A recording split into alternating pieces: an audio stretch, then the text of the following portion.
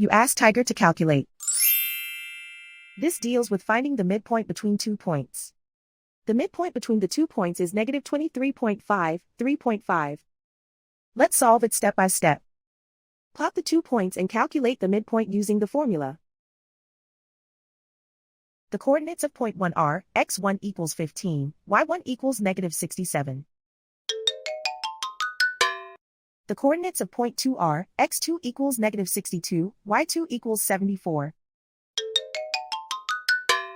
PM represents the midpoint of the 2 points.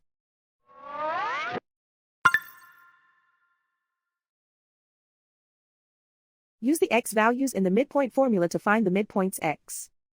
x1 equals 15.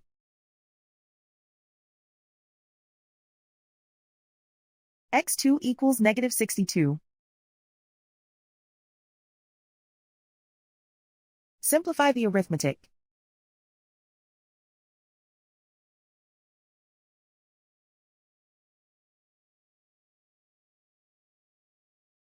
Use the y values in the midpoint formula to find the midpoints y. y1 equals negative 67. y2 equals 74. Simplify the arithmetic.